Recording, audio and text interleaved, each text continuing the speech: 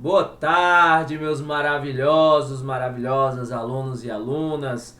Aqui neste dia 28 de maio, sábado à tarde, coincidentemente final da Champions League, mas estamos aqui para repor uma aula maravilhosa de programação web. Vamos continuar a trabalhar naquele projeto e na aula de hoje vamos ver três assuntos bem legais: Bean Validation, Exception Handler e vamos trabalhar também na nossa camada de serviço. Vocês vão ver tudo isso hoje. Para recapitular o que temos feito até então, nós iniciamos o desenvolvimento do nosso projeto To Do List, que visa fazer uma API para que aquela interface que nós construímos na unidade passada possa se comunicar, fazer login, escrever tarefas a fazer, que são os to-dos. E para que a gente conseguisse fazer essa API, eu defini um modelo de dados bem simples com três classes principais, né, que vão refletir em três tabelas do banco de dados. Lembrando que essas três são desnecessárias. Com duas eu já faria tudo que eu preciso. Bastava esse modelo, essa entidade user e a entidade to do. Mas eu fiz questão de criar esse concluído aqui para que a gente tivesse mais subsídios para mostrar mais recursos do Spring, tá? Então, apesar dele ser desnecessário, eu joguei uma funcionalidade aqui para ele. Sempre que um to-do for excluído, ele precisa sair dessa tabela e vir para essa outra tabela com a marcação, com a indicação da data em que essa tarefa foi concluída. Tudo isso para fins didáticos, apesar de não ser o melhor modelo, ele vai nos atender muito bem. Dito isso, também ainda recapitulando a aula passada, na aula passada nós usamos o Spring e definimos como a nossa aplicação vai se comunicar com o banco de dados a partir do application.property. Nós usamos a propriedade spring.datasource.url para passarmos a URL do banco de dados, que é o MariaDB, e aí a gente usou uma propriedade legal do driver JDBC do MariaDB, que é esse create database if not exists true. Caso esse banco de dados não exista, a nossa aplicação vai lá e cria um banco de dados para a gente. Em seguida eu defini o username a partir do spring.datasource.username, o password a partir do spring datasource password, spring jpa show SQL eu marquei true, que eu quero que sempre que uma consulta ao banco de dados seja feita, o Hibernate, que é quem está trabalhando por trás, vá lá e me mostre qual foi a consulta que ele gerou. E eu usei também o Hibernate DDL Auto na propriedade update para que o banco de dados seja recriado sempre que houver uma atualização no meu código. Fiz essas definições aqui no Application Properties. Em seguida, eu defini a minha propriedade user. Aqui na propriedade user, eu defini o que estava no modelo de dados para o usuário. Por exemplo, o usuário tem e-mail, senha, o ID e o UUID. Eu expliquei cada uma dessas propriedades. Defini uma entity. Quando eu uso o @entity, eu estou dizendo para o Spring Boot, para o Hibernate que está por trás, que essa classe ela é uma classe que é persistida no banco de dados. Eu usei o @table para fazer a ligação dessa classe com uma tabela do banco de dados. Se eu não usar essa anotação, o Hibernate vai criar uma tabela com o nome user. Mas eu não quero que ele crie uma tabela com o nome user. Eu quero que ele crie uma tabela com o nome tbuser. Defini propriedades para que ele possa gerar o meu ID. Eu estou informando para ele que é um ID. Quando eu informo que é um ID, o Hibernate sabe que ele não pode ser nulo e que ele é unique, que é a chave primária. E essa chave primária eu quero que ela seja gerenciada pelo banco de dados. Para isso eu defini a estratégia de geração desse ID e disse que a estratégia é do tipo Identity. O banco de dados vai lá se virar para fazer o incremento desse ID quando necessário e passar um ID para os objetos que eu enviar para ele. Aí eu tenho também o UUID, que vai virar também uma coluna do banco de dados, e eu tenho e-mail e senha, que ambos virarão colunas do banco de dados. Opcionalmente, para cada uma dessas colunas, eu posso usar a annotation @column para passar para o Hibernate alguns detalhes que eu acho que são importantes em termos de restrições do banco de dados, ou até eu posso passar um nome também para a coluna. caso eu não queira que a coluna criada lá no banco de dados se chame e-mail, eu vou usar essa propriedade name aqui do column e vou passar um nome diferente. Mas eu quero que seja e-mail senha, eu não vou usar isso, eu só criei uma restrição aqui no banco de dados informando que o e-mail ele é unique, ele é único, não podem existir dois registros no banco de dados com o mesmo e-mail, por isso que eu coloquei esse unique true.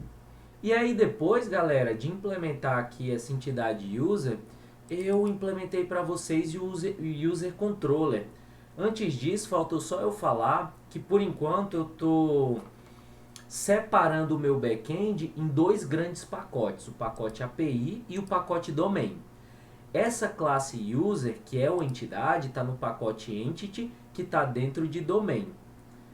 Também dentro de domain eu criei um package chamado repository, no qual eu defini um repositório que estende de JPA repositório e é o cara que vai lá no banco de dados realizar as ações que eu preciso. Inserir uma entidade no banco de dados, resgatar dados do banco de dados, fazer alterações ou qualquer outra coisa importante que seja feita aqui no banco de dados. Mas voltando aqui à recapitulação, aqui no meu grande package chamado API, eu criei um outro package chamado REST Controllers, que é onde eu vou definir os controllers da minha aplicação. Se vocês se lembram, os controllers são as classes que vão receber requisições HTTP. O Spring ele trabalha da seguinte forma: eu vou fazer uma requisição HTTP no endereço da minha aplicação para algum endpoint. O endpoint é algum recurso que está disponível aqui na minha aplicação que é interessante, que eu quero acessar esse recurso. O Spring vai capturar essas requisições e vai direcionar para os controladores que nós definimos. Aqui, por exemplo, eu estou definindo por meio da annotation request controller que essa classe é um desses controladores. Alguma requisição para algum endpoint vai ter que chegar aqui nessa classe. E o endpoint dessa classe eu vou definir a partir do request mapping. Quando eu defino essa propriedade request mapping, eu passo um base URL e eu estou querendo dizer que quando tentarem acessar recursos nesse endpoint que termina com /users, essa requisição vai ser capturada e o Spring vai direcionar o controle dessa requisição para que seja tratado a partir dessa classe userController. E aí eu posso definir os diversos verbos HTTP que vão ser capazes de tratar essa requisição. Eu tenho requisições HTTP do tipo GET, e aqui eu defini por meio da anotação getMap, que quando eu receber alguma requisição neste endpoint que seja do tipo GET, essa requisição vai ser tratada por este método aqui listar. Esse método vai ser invocado quando o Spring detectar uma requisição neste endpoint do tipo GET. Por outro lado, quando o Spring detectar uma requisição neste endpoint do tipo POST, aí já não vai ser esse método que vai ser executado, ele vai executar esse método adicional. Quando receber uma requisição do tipo PUT, diferentemente das requisições GET e POST que estão vindo diretamente do endpoint /users, as requisições do tipo PUT elas vão vir /users /algum ID. E aqui eu estou informando que essas requisições do tipo PUT que vierem no endpoint /users alguma variável ID, elas serão tratadas pelo método atualizar. Esse método atualizar recebe uma variável do tipo pathVariable, que é justamente essa variável que eu estou definindo aqui. Isso aqui é uma variável porque está entre chaves aqui na minha anotação, como um parâmetro da minha anotação. Eu defini essa variável entre chaves, userID, e estou pegando o valor dela aqui, ó. Eu estou pedindo para o Spring pegar o valor dessa variável e colocar aqui dentro dessa variável userID. Defini também um outro getMapping, só que o endpoint é diferente. Quando tentarem acessar minha API pelo endpoint /users um endereço e essa requisição ela usar o verbo HTTP GET, ela vai chegar aqui no buscar em vez de chegar no atualizar. E aí essa parte vocês viram que para que eu acesse o banco de dados e faça alguma coisa, eu estou usando um user repository, que foi aquele repositório que eu criei bem simples, que é uma interface O Spring ele implementa todo o código para a gente, é só a gente chegar, usar. Vou fazer algumas alterações nessa interface mais adiante, não na aula de hoje. Lembrando que quando eu quiser que o Spring faça uma injeção de dependência no meu código, o que é uma injeção de dependência? Eu estou definindo aqui um objeto, mas eu não instanciei esse objeto. Eu quero que o Spring instancie esse objeto e passe essa instância para essa minha variável aqui do tipo user repository. O Spring ele faz isso por meio dessa annotation auto-wired. Eu estou pedindo para o Spring criar uma variável do tipo repository, que seja um user repository, e injete essa variável ou me passe a instância para essa variável repository aqui. Uma opção a usar o auto-wired é eu criar um construtor dentro dessa classe que recebe como parâmetro isso daqui. Se eu criar esse construtor e falar que o parâmetro vai ser colocado nessa variável, o Spring vai conseguir trabalhar também. Eu gosto da notação auto-wired porque ela é bem explicativa, simplifica meu código, mas já dei essa opção para vocês lá na sala de aula. Acredito que foi isso que nós vimos na aula passada. Mostrei também para vocês o to-do. Minha tela deu uma bugada aqui, tá aqui. Na verdade, mostrei para vocês também na aula passada o Insomnia, né? Que nós podemos fazer várias coisas. Por exemplo, listar usuários. Ah, não vai listar porque eu não startei minha aplicação, né? Vamos startar a aplicação. Deixa eu abrir aqui o meu Eclipse, startar a aplicação. To-do list application, clico com o botão da direita do mouse. Tá um pouco lento porque eu estou compartilhando a tela, né? Eu vou em Run as Java Application. O Spring vai lá startar minha aplicação, ele automaticamente faz o deploy dessa aplicação lá no servidor web, ele já vem com o servidor web embutido, que é o Tomcat. Minha aplicação vai ficar lá disponível no Tomcat, que por padrão escuta na porta 8080. Então o endereço da minha aplicação será localhost 2.8080, e aí por enquanto eu criei esse endpoint /users, que é o endpoint que eu vou acessar agora para ver as informações aqui via Insomnia. Agora eu acho que minha aplicação já iniciou. Se eu vier aqui no endpoint users, usando o método get aqui do HTTP e clicar no send, ele vai retornar aqui uma lista de usuários que já estão cadastrados no meu banco de dados. Aqui, ó, vários usuários que eu cadastrei no banco de dados. Olha aqui. Ah, professor, que legal. Mas eu quero mostrar para vocês como o Spring, ele, por meio do Hibernate, das propriedades que nós definimos no Application Properties, ele cria o nosso banco de dados do zero. Deixa eu zerar aqui o banco de dados. Eu vou eliminar esse banco de dados e vocês vão ver, como eu mostrei na aula, que essa configuração da nossa aplicação vai criar o banco de dados de novo para a gente. Vamos lá.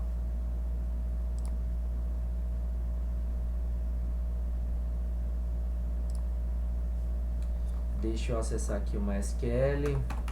MySQL-u programação web -p. Eu tenho aqui show databases, eu tenho dois bancos de dados, eu vou eliminar o to-do.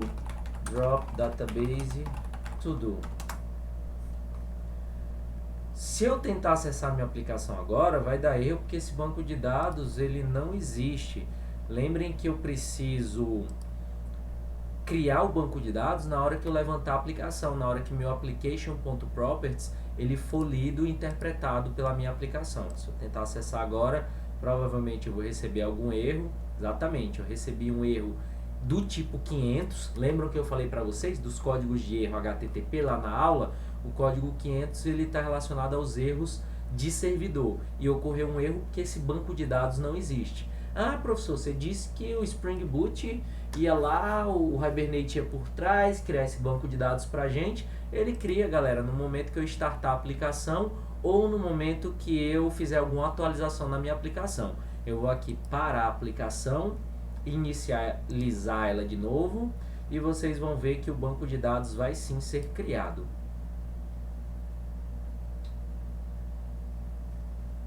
Deixa a aplicação startar.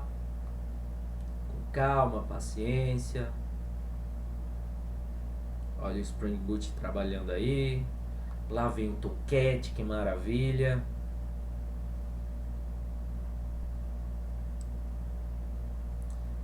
E a nossa aplicação está iniciada. Deixa eu abrir aqui novamente o banco de dados e ver se ele de fato, ó, aqui ele já está, se vocês forem olhar aqui o código do Hibernate, ele já criou até a tabela TB Users aqui dentro do meu banco de dados. Professor, não acredito, vamos ver. Deixa eu ver aqui novamente, Show Databases, Use To Do. Deixa eu pedir para mostrar Show Tables. E ele mostrou aqui, já existe até a tabela TB Users, que é a entidade que eu mostrei para vocês. Neste momento, se eu fizer alguma consulta lá no Insomnia, ele vai me retornar, a minha API ela está online, existe banco de dados, eu vou receber retornos, não vou ter esse erro de servidor, mas como eu não tenho nenhum usuário criado, provavelmente isso aqui vai vir problemático. Ó. Veio problemático em que sentido, professor? Porque está vazio. Não é que vai vir problemático, né? Vai vir vazio.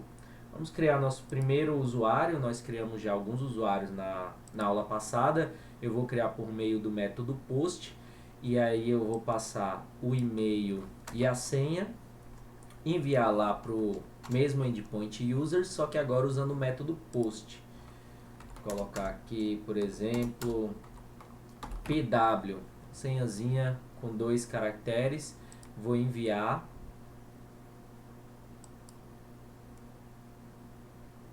Vejam que o usuário foi criado, o ID é 1, ele tem um UUID que foi criado para ele, o e-mail que eu acabei de passar, teste, PW é a senha. Se eu tentar criar um outro usuário com esse mesmo e-mail, o sistema não deveria permitir porque eu defini que o e-mail era unique, né? Então vamos tentar criar.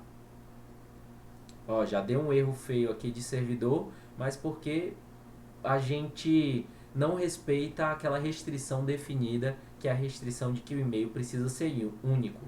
Mais à frente nós vamos melhorar um pouco esses códigos de erro, não vamos nos preocupar com isso agora. Se eu vier aqui no get e fizer uma requisição, eu vou ver o usuário que foi criado agora há pouco.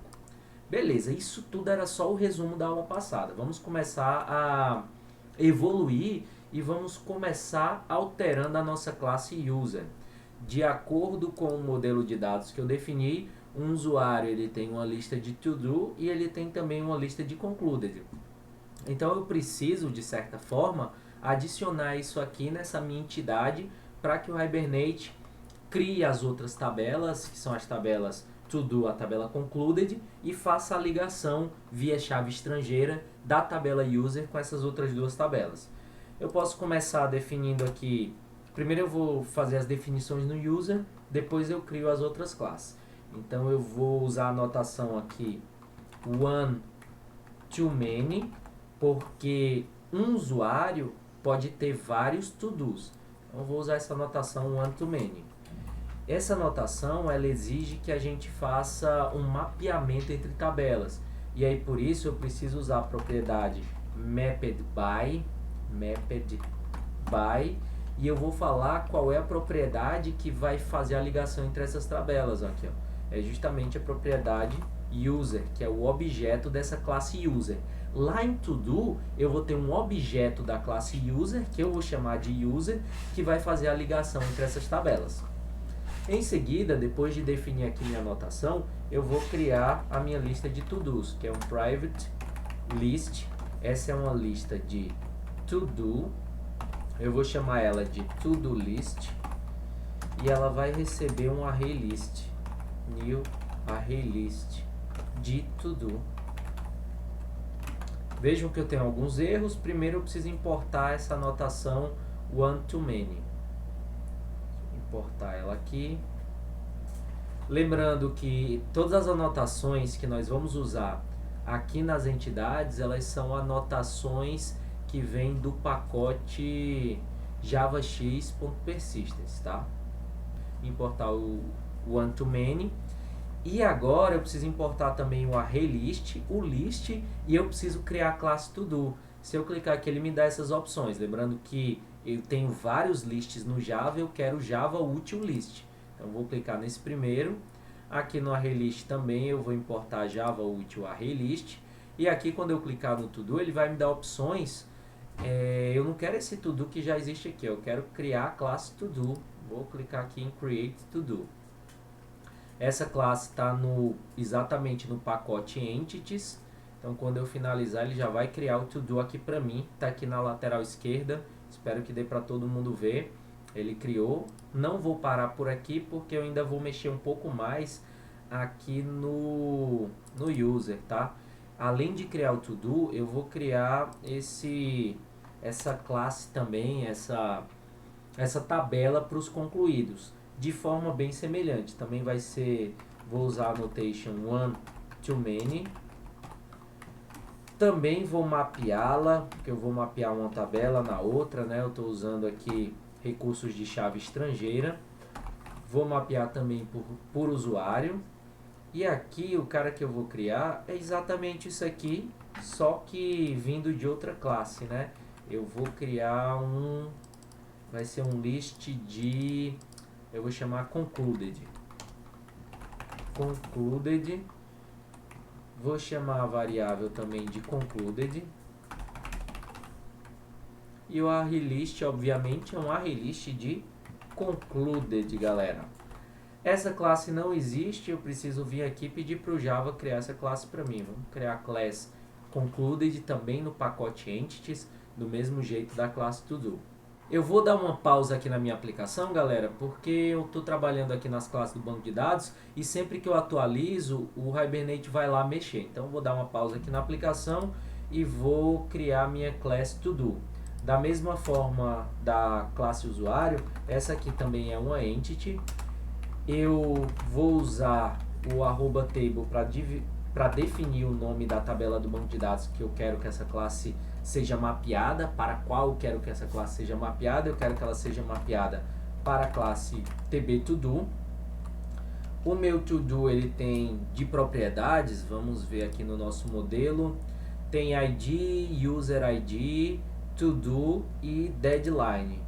Então eu tenho aqui um private long ID, eu tenho um private user.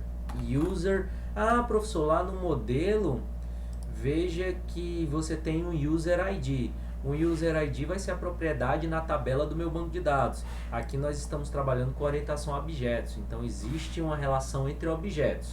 E essa relação é que objetos do tipo to-do estão ligados ou têm propriedades do tipo user. E é isso que eu vou mapear aqui. Eu quero também um private string, que vai ser o próprio to-do, que é a tarefa, ou vocês podem chamar de task. Talvez task seja mais apropriado, tá? Deixa eu botar aqui task. E vou definir também um private local date deadline, que é o prazo final para que essa atividade seja realizada, deadline, né? Na verdade, galera, já vou antecipar para vocês que em vez do local date, o mais apropriado é o local date time, porque uma API ela deve ser mais completa e a classe local date time vai enviar uma quantidade maior de informações quando a nossa aplicação precisar se comunicar com a API. E essas informações vão ser melhor usadas lá na aplicação e eu vou mostrar isso para vocês mais adiante, tá? Por enquanto eu já queria que vocês se acostumassem a usar o local date time aqui na API. Deixa eu importar aqui do JavaX Persistence o entity e o table. Eu vou importar aqui o meu local date time, que é do pacote Java Time, não importem do pacote errado, tá? E vou fazer as anotações em relação a essas propriedades aqui. Primeiro o ID, do mesmo jeito que a gente fez para o usuário. Aqui eu vou um pouquinho mais rápido porque não tem novidade, né? Aqui eu vou usar o generated value para dizer que o ID ele é gerado automaticamente, e eu vou usar com S minúsculo, uma estratégia de geração que vai ser a mesma, que é o generation.type. Opa, é tudo junto. Generation Type. Que esse sim, o Generation Type, ele pode ser de vários tipos. O Eclipse me avisa aqui, ó, pode ser auto, pode ser Identity, Sequence. Eu vou usar o Identity que está funcionando bem aqui para o meu banco de dados MariaDB. Vou importar aqui o ID, vou importar o Generated Value. Opa, eu escrevi errado, aí ele não vai importar não, ele quer criar, né? É Generated Value. Deixa eu ver se agora sim ele importa corretamente. Java X Persistence. Aqui, galera, aqui tem novidade, ó. Vejam aqui que nessa user eu defini que um usuário pode ter muitos to-do lists e por isso ele está mapeado como um list. Aqui no to-do eu vou fazer o contrário. Eu vou avisar que muitos to-dos podem ter um user, one user. E aí eu preciso usar também uma annotation chamada join column para informar para o Hibernate aqui onde é que ele vai no banco de dados fazer a ligação, qual é que é a minha chave estrangeira. Tá? O join column nada mais é do que a chave estrangeira. E minha chave estrangeira vai ter o nome, name, ID, user. Então vejam que aqui no Java eu tenho um objeto do tipo user, mas lá no banco de dados, o Hibernate, quando criar essa tabela tb_todo, ele vai criar uma coluna chamada ID user, que vai ser chave estrangeira, certo? Deixa eu importar aqui many to one. Vou importar o join column. De novo, ó, aqui no usuário, one to many. Então aqui no to-do é o contrário, é o many to one. Fiz isso aqui no user, que era o mais difícil. O resto, ó, o task não preciso fazer nada. Esse local date time eu também não preciso fazer nada. O que falta aqui nessa classe é criar aquele chamado código boilerplate, né? Aquele códigozinho padrão. Vou usar o generate getters and setters.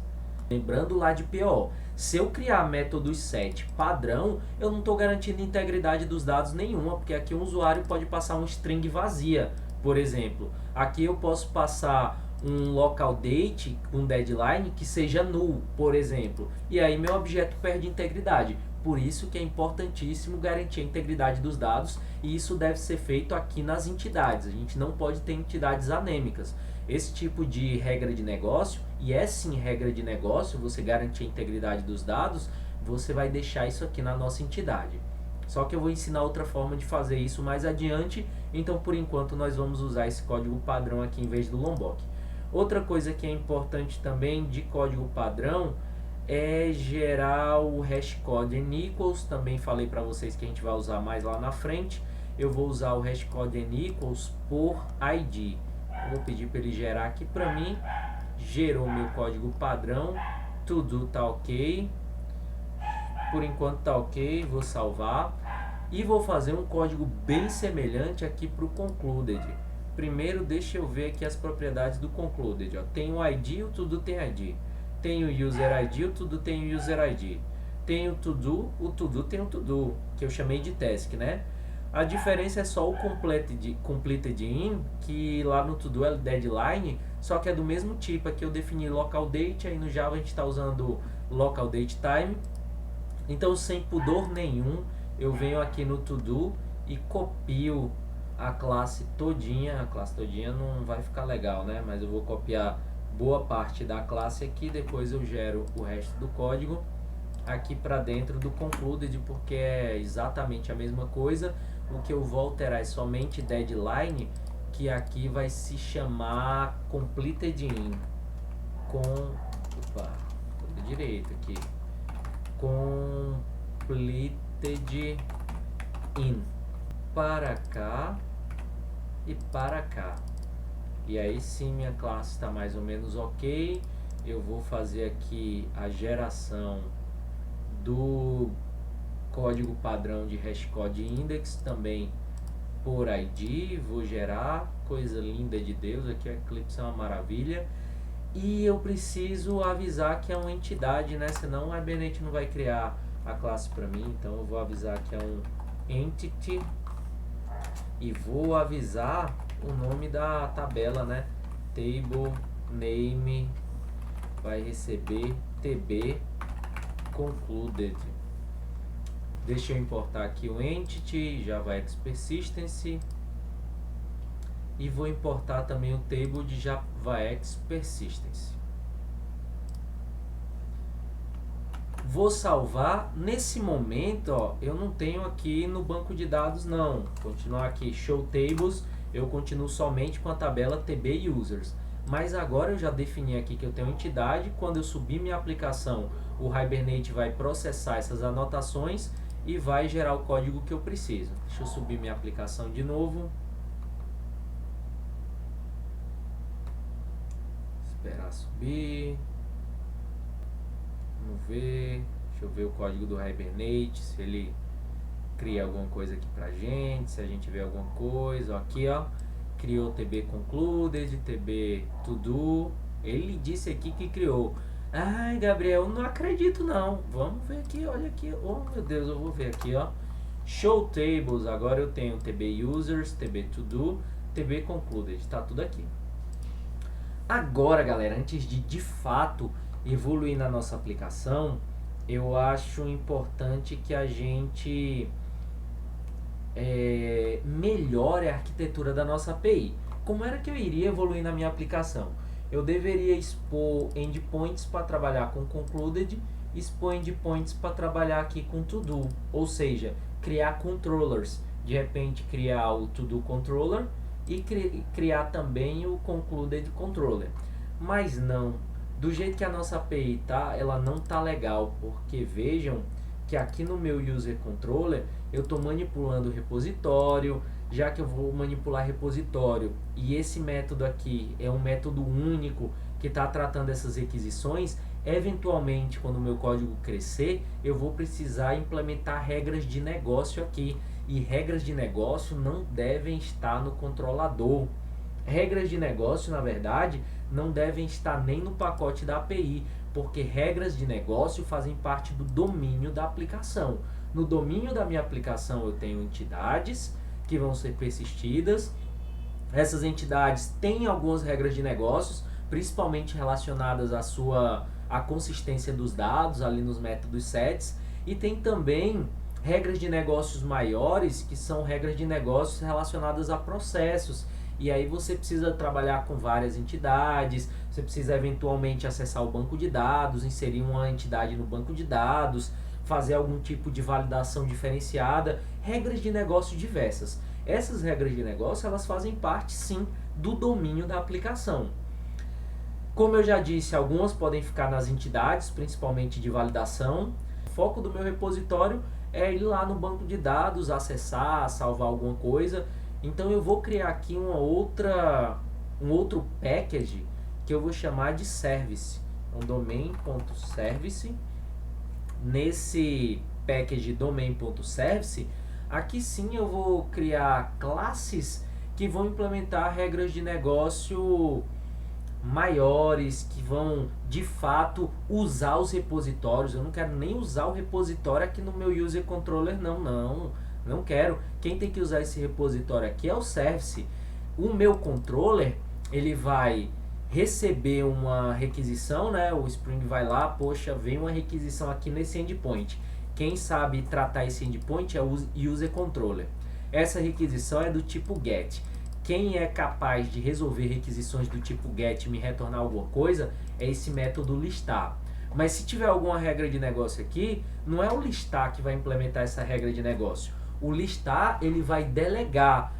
Lembram do padrão Business Delegate? É aqui que vai entrar. O listar vai delegar para que alguma classe com regras de negócio seja capaz de me dar algum resultado, e aí sim o listar vai mostrar esse resultado do jeito que o usuário precisa, no nosso caso, montar um JSON e devolver.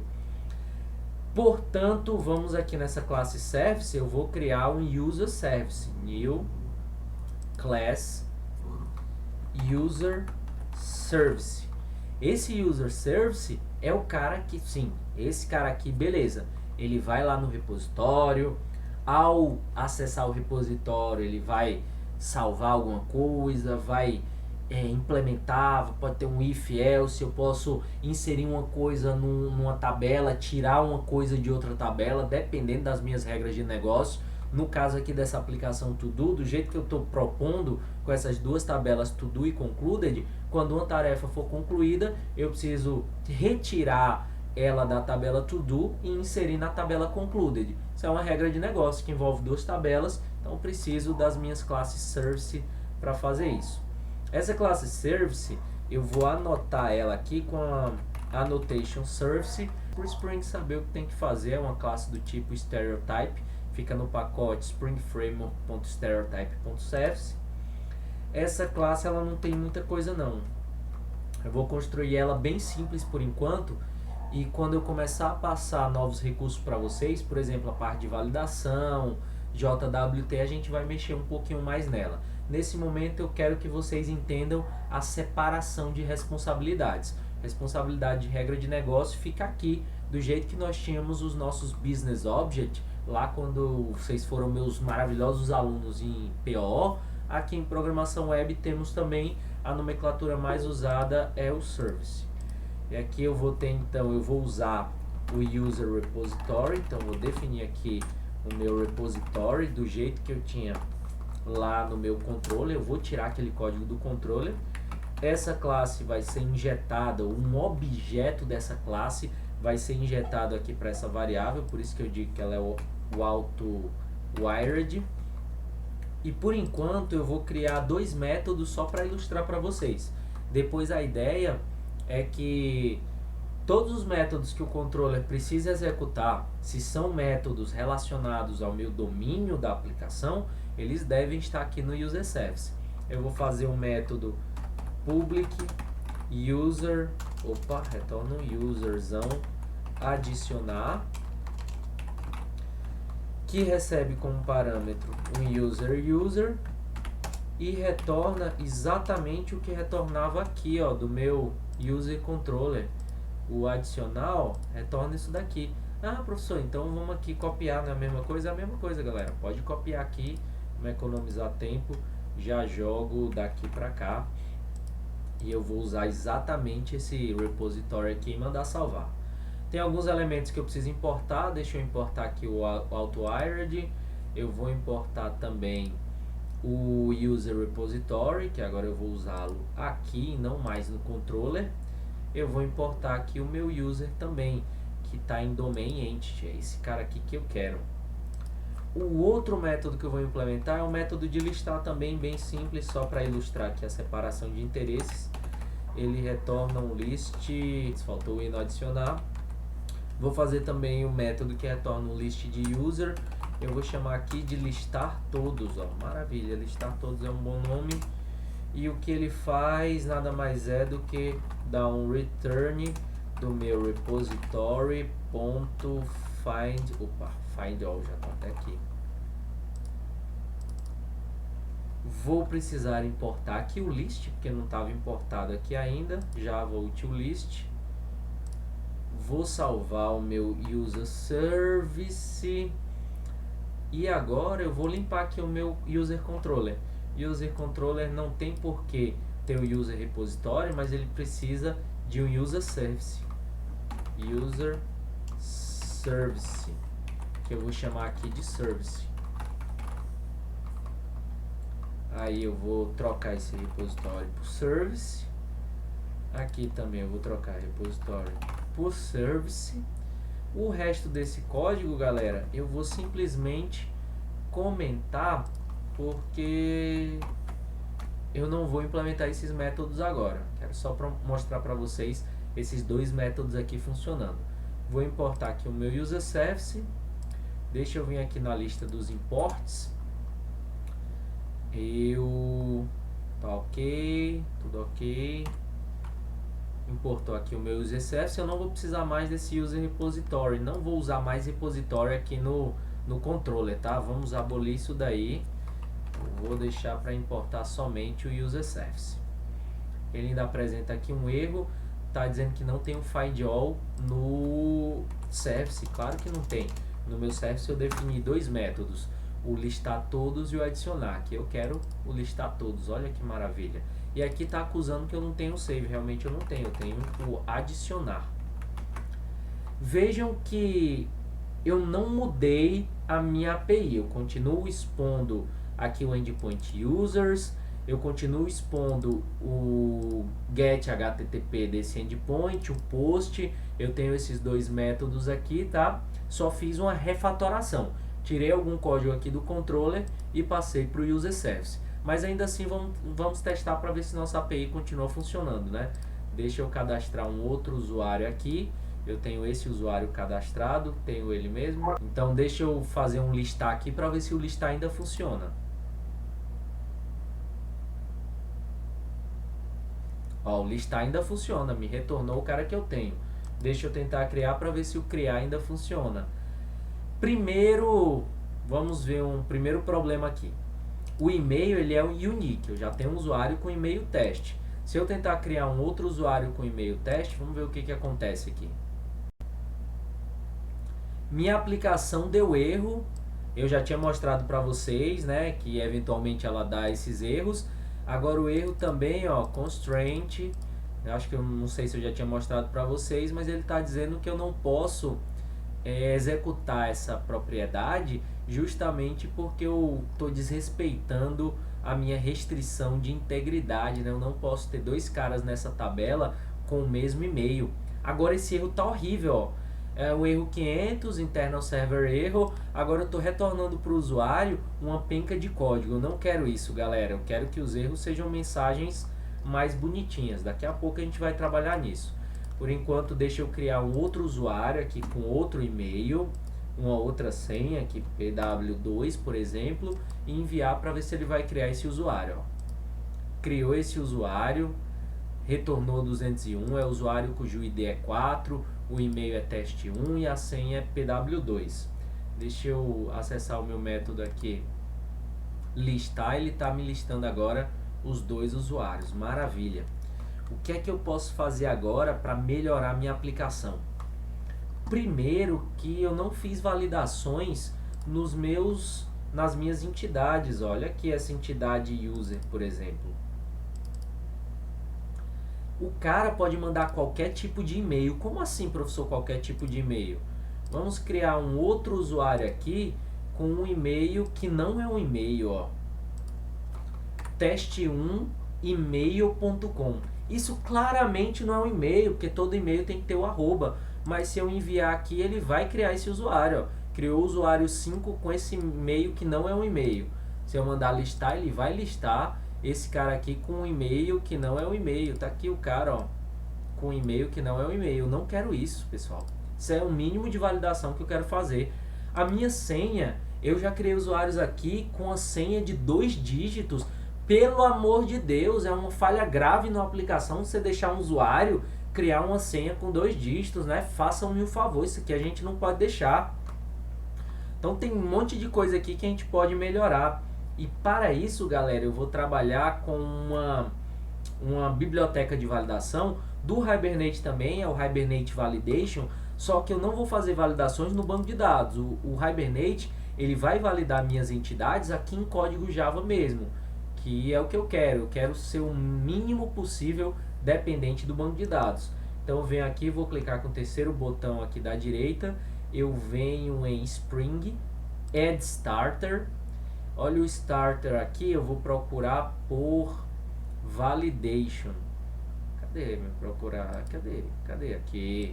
Eu vou procurar por Validation, ele já me dá aqui ó, o Validation, venho pra cá, Next, né? Aí eu vou adicionar aqui ao pom.xml, adicionar o pom, finish, e aí vocês vão ver que ele vai adicionar aqui no pom da minha aplicação. Cadê o pom? Tá aqui. Deixa eu mostrar para vocês, ele adicionou aqui no finalzinho, ó. É exatamente isso aqui, Spring Boot Starter Validation. Professor, você acabou de falar, não tem 3 minutos, que nós vamos fazer a validação via Hibernate Validation. No fim aqui por trás, o Starter Validation, ele usa o Hibernate, quer ver? Vamos ver aqui, ó, Dependency Hierarchy. Aí eu tenho aqui, deixa eu procurar o Spring Starter Validation. Spring Starter Validation, vejam, olha, eu não estou mentindo para vocês não, ó. Tá aqui, ele está usando o Hibernate Validator, que é o que eu quero usar no fim. E aí o Hibernate Validator, ele me permite com que eu consiga validar minhas entidades a partir também de anotações. Então eu vou aqui na minha entidade user, por exemplo, e eu quero que o e-mail, aqui eu estou dizendo que ele é unique, mas será que eu consigo cadastrar alguém com e-mail null? Não sei, deixa eu testar aqui. Aqui eu vou passar null. Não tem nenhum cara com e-mail null, será que dá certo? Eita, cadastrou um cara com e-mail null, ó. Muito errado isso daqui. Então vamos aqui, já é a primeira coisa aqui que eu vou bloquear. Eu vou usar um arroba not null. Eu vou definir também uma mensagem padrão. Se alguém tentar cadastrar algum cara, algum usuário com um e-mail null, eu quero enviar uma mensagem padrão do tipo e-mail não pode ser nulo, por exemplo. Vou importar aqui essa anotação. Detalhe, ó, eu tenho dois not nulls aqui. Eu quero o not null do pacote javax validation.constraints. Eu vou importar esse cara. Eu vou message, Gabriel, message, pronto. E agora eu já vou salvar essa classe, e para que essa validação ela tenha efeito, eu preciso vir aqui no meu controller e pedir para ele validar. Eu vou validar na hora de criar um usuário, nesse método adicionar. Então eu vou pedir para ele checar se o que foi passado como parâmetro é válido, aqui é valid. Então eu vou importar aqui o valid. Detalhe, galera, quando eu sei que sempre que eu estou salvando, minha aplicação está mexendo aqui e tudo mais, mas quando eu altero o POM, que eu adiciono alguma dependência, isso é uma mania minha, tá? Porque eu já tive problema com isso. Eu gosto de parar minha aplicação e reiniciar ela do zero para garantir que, de fato, essa dependência vai ser importada ou já vai fazer parte aqui da minha aplicação. Então eu vou iniciar ela de novo e já vamos testar para ver se eu consigo criar um user com null. Ah, Gabriel, você não vai conseguir criar um user com null porque já tem um usuário nulo. É verdade, já tem um usuário nulo. Deixa eu deletar esse cara aqui do meu usuário. Tá aqui, deletei, não tem mais esse cara null. Em teoria, eu estou aplicando a validação que eu não aceito null. O meu controller está validando aqui.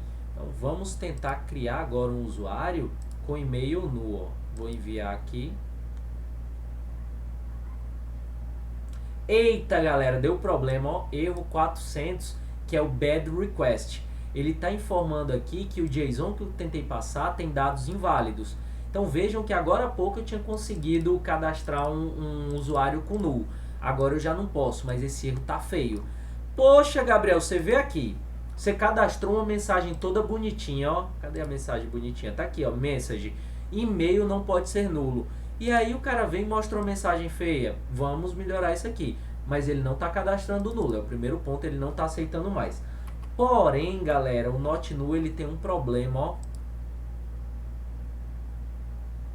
Vejam que ele cadastrou um e-mail vazio. Não é para deixar cadastrar um e-mail vazio, pelo amor de Deus. Ô, professor, como é que cadastra um e-mail vazio? Não, tá muito errado isso daqui. Então vamos melhorar. Em vez de not null, eu vou usar aqui o not blank. O not blank ele é mais completo aqui. Eu vou importar aqui. Ele bloqueia null e ele bloqueia também o string vazia, né? Deixa eu vir aqui ao banco de dados. Tem esse cara aqui com e-mail null, ele é o ID 7, eu vou deletar ele aqui, ó, quer ver? Deletei esse cara, para que a gente possa fazer o teste novamente. Vou tentar criar esse usuário aqui. Ó, bad request, ele validou, disse que não pode não, esse cara que eu estou tentando criar. Deixa eu tentar criar com no para dar um bad request também. Também deu bad request. Então estou no caminho certo da validação. O que mais que eu posso validar aqui, ó? O e-mail, gente, ele não é para ser de qualquer jeito, não. Então, por exemplo, eu vou definir aqui que isso aqui tem que ser um e-mail. Como é que é o e-mail, professor? Não se preocupa, galera. O Hibernate Validator, ele sabe como é que tem que ser o e-mail, ele sabe que tem que ter o arroba, tem que ter alguma coisa antes do arroba, alguma coisa depois. Então ele vai validar corretamente o e-mail para você. A gente vem e usa a anotação. E aí, da mesma forma, eu vou definir uma mensagem, ó. Message, o e-mail deve ser válido. Outra coisa que eu posso fazer aqui nesse... Opa, primeiro vamos importar aqui o e-mail, ó. JavaX Validation Constraints. Outra coisa que eu vou fazer, na verdade eu vou fazer não mais no e-mail, eu vou fazer alguma coisa em relação à senha. Eu estou criando usuários. A ideia é que esses usuários eles vão acessar aquela minha aplicação, né? Se comunicar aqui com a minha API, tentar acessar a aplicação e ele precisa ter uma senha. Eu jamais vou permitir que a minha aplicação, que a minha API cadastre um usuário que não tem senha. Então, da mesma forma, eu vou dizer que esse cara aqui, ele não pode ser blank. Aí eu vou passar a mensagem aqui, message, uma senha precisa ser definida. E mais, galera, eu não vou aceitar qualquer tipo de senha, não. Eu vou usar a annotation aqui, size, para definir o tamanho mínimo e máximo de uma senha. O tamanho mínimo da minha senha vai ser, sei lá, 6 caracteres. O tamanho máximo da minha senha vai ser, por exemplo, 15 caracteres. E eu vou definir também a message, caso o cara escreva uma senha errada. Eu vou dizer que algo do tipo: a senha deve ter entre 6 e 15 caracteres. Vou importar aqui essa validação.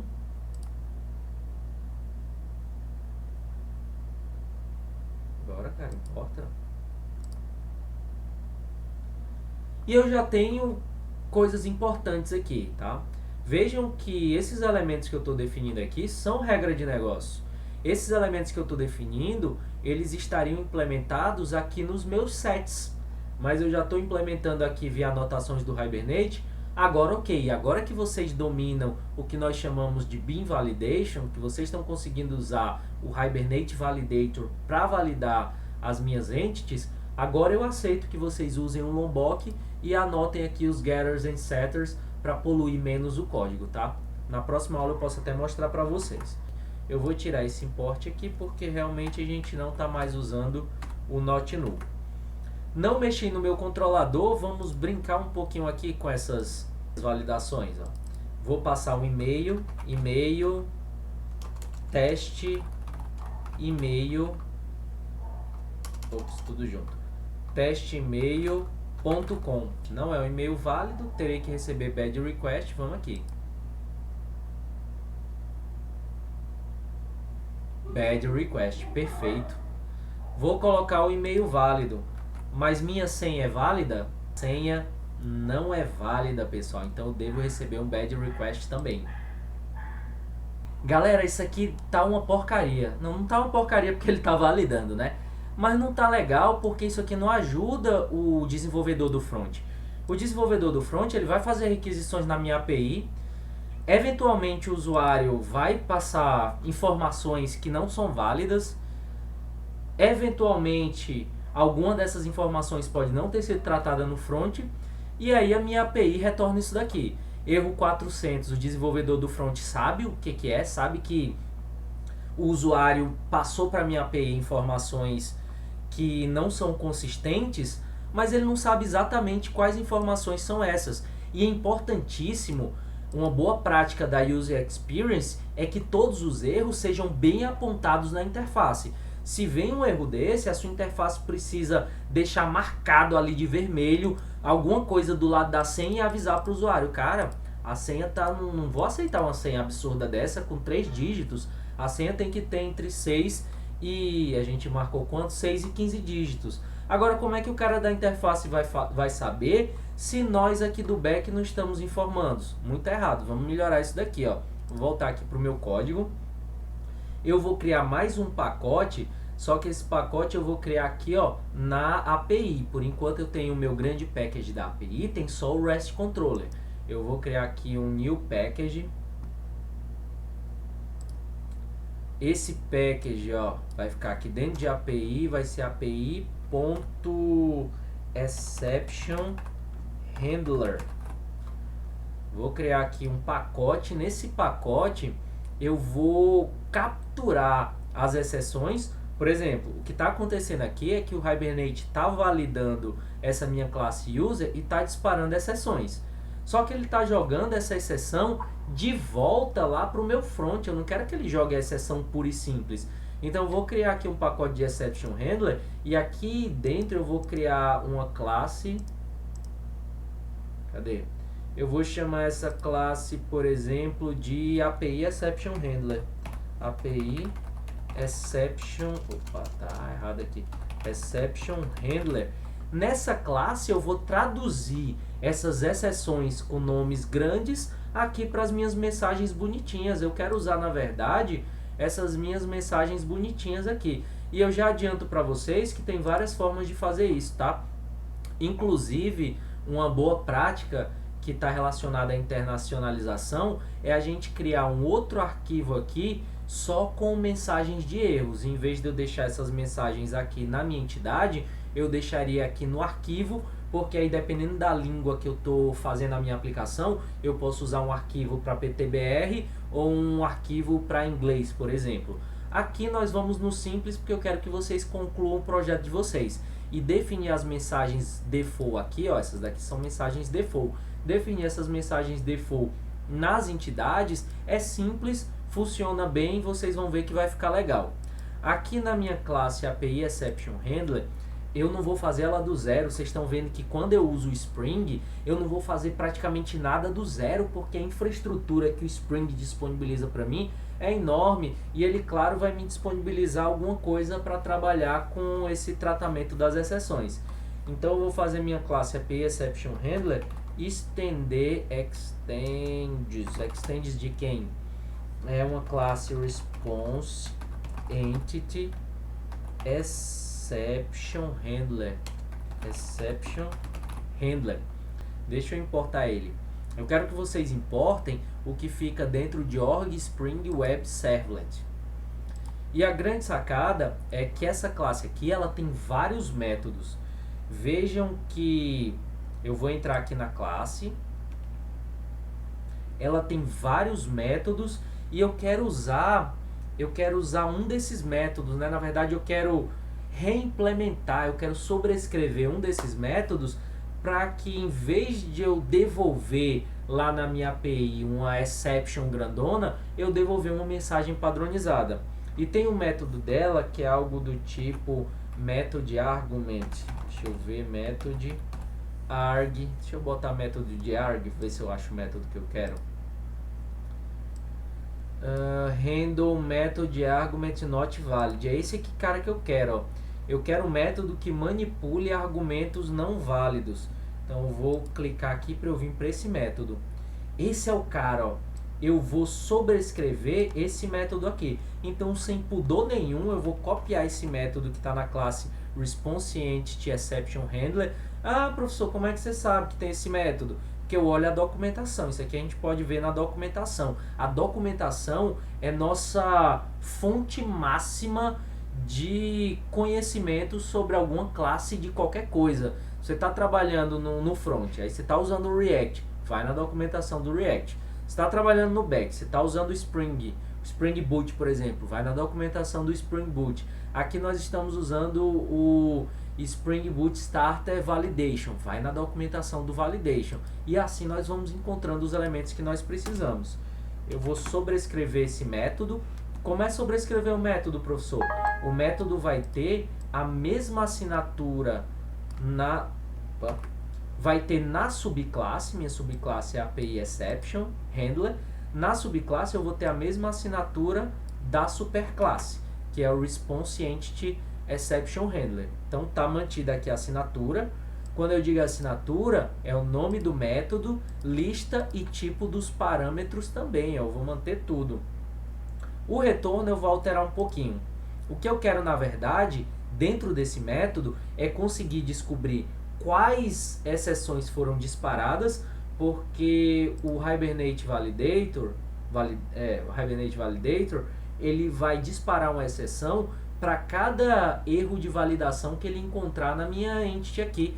Então eu preciso dar um jeito de percorrer esse array de erros e capturar, em vez da exceção, pegar a mensagem que está aqui na exceção. Então eu venho aqui no meu API Exception Handler, deixa eu implementar ele aqui de uma forma bem simples. Eu vou, por exemplo, começar criando um string message. Eu quero uma mensagem bonitinha, então vou criar minha string message vazia. Por que eu vou criar uma string message vazia?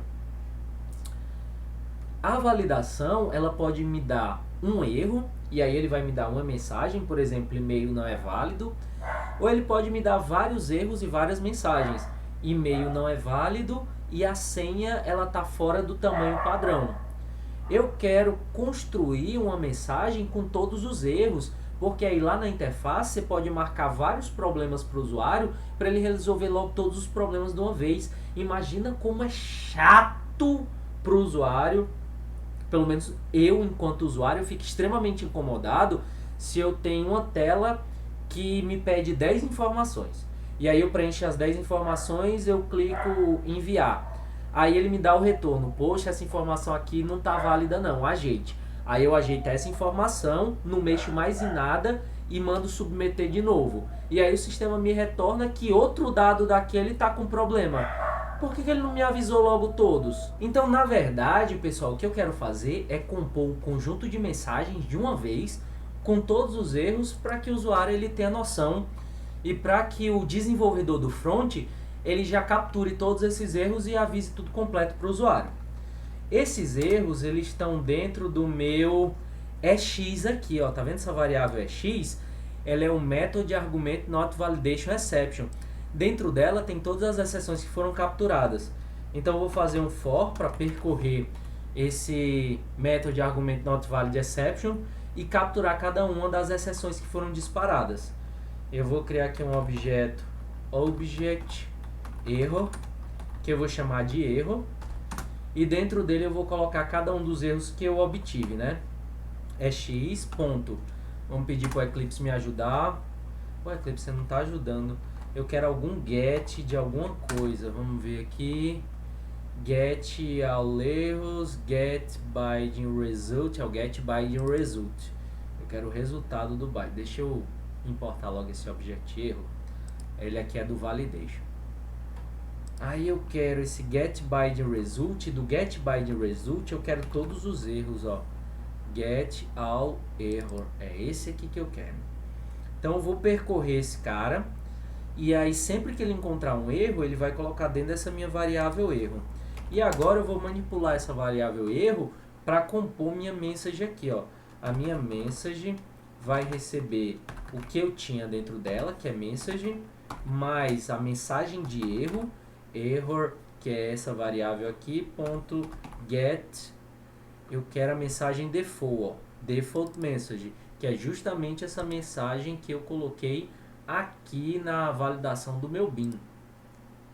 Então eu quero essa mensagem, eu não vou terminar por aí, porque eu quero compor uma lista de erros. Então depois de cada mensagem de erro que eu ler, eu vou colocar um /n para mandar o conteúdo disso bem bonitinho aqui para o meu usuário. E o que o Spring vai me retornar, o que o controller está retornando, eu vou colocar aqui onde está null, não vai ser mais null não, eu vou mandar a minha message aqui, minha message completona, linda, para o usuário saber, para o usuário da minha API, né? O usuário da minha API é o desenvolvedor do front, para ele saber todos os problemas que foram encontrados e apresentar isso de forma adequada na interface. Vamos testar aqui, vocês viram que meu Tomcat aqui já foi restartado, porque eu estou usando o DevTools. Vamos ver se o Insomnia abre, ele está meio preguiçoso. Nessa requisição aqui, eu ainda não tenho nenhum usuário desse aqui no meu banco de dados. Eu tenho aqui um teste, né? Então aqui já vai quebrar o unique. Mas vamos mandar aqui para ver o que ele avisa. Eita, não avisou nada, ó. Ah, ele até mandou aqui, ó. Você tá lendo aqui, ó. A senha deve ter entre 6 e 15 caracteres, mas não tá legal. Ainda não tá legal, vamos já melhorar. Deixa eu tentar com outro e-mail aqui para ver se o problema dele ter enviado isso não é por conta do e-mail que já existe. É não, agora ele enviou aqui, ó. O e-mail deve ser válido. Deu problema no field e-mail. Vamos analisar aqui o código, por que não tá bonitinho? Melhorou, mas ainda não tá bonitinho, olha aqui. Então eu estou compondo aqui é x.getBindResult é o que eu quero, .getAllErros é o que eu quero. Estou compondo aqui a minha mensagem que começou com null, tá tudo ok aqui. Aí minha mensagem está bonitinha, message é ela mesmo que eu estou mandando, tá ela aqui, tá ela aqui, tá ela aqui. O que mais que eu posso fazer? Ah, eu posso fazer uma anotação, ó. Tem uma anotação aqui chamada Controller Advice. Essa anotação, galera, ela vai avisar para o Spring que essa classe está relacionada diretamente com o controller. Ó. Ela vem aqui de org Spring Web Bind Annotation. Essa anotação ela é muito importante. Deixa eu salvar aqui. Eu acho que era ela que estava faltando. Deixa o meu servidor restartar.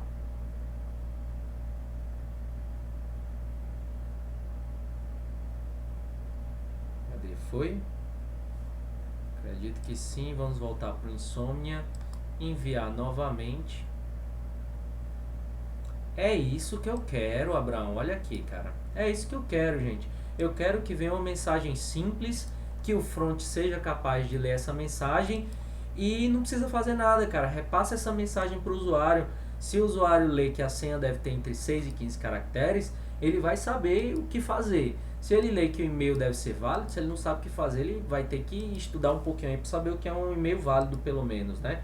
Então, se eu colocar aqui um e-mail válido, por exemplo, aí ele vai avisar somente o problema da senha.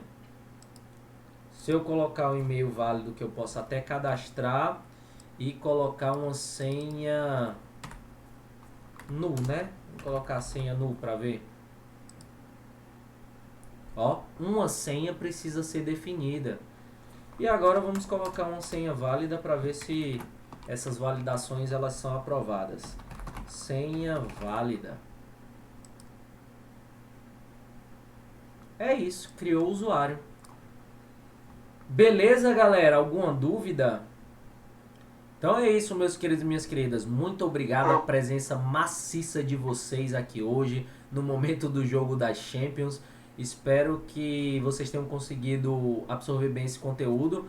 Nós começamos a estruturar melhor nossa aplicação usando as classes services. Nós incrementamos o nosso usuário colocando uma lista de to-do usando one-to-many, many-to-one. Vimos a validação via, que é o chamado Bean Validation, e o Exception Handler para que a gente consiga mostrar mensagens interessantes e que podem ser repassadas para a interface gráfica. Na próxima aula nós vamos trabalhar ainda mais recursos do Hibernate e em cada aula eu espero que vocês percebam o quanto esse framework traz de facilidade para nós. Eu vou disponibilizar esse vídeo para você, colocar lá no meu canal do YouTube. Portanto, se você chegou até aqui, lembra de curtir o vídeo, deixar comentários, se inscrever no canal. Um grande abraço e até nossa próxima videoaula. Valeu, galera. Brigadão. Tchau, tchau, pessoal.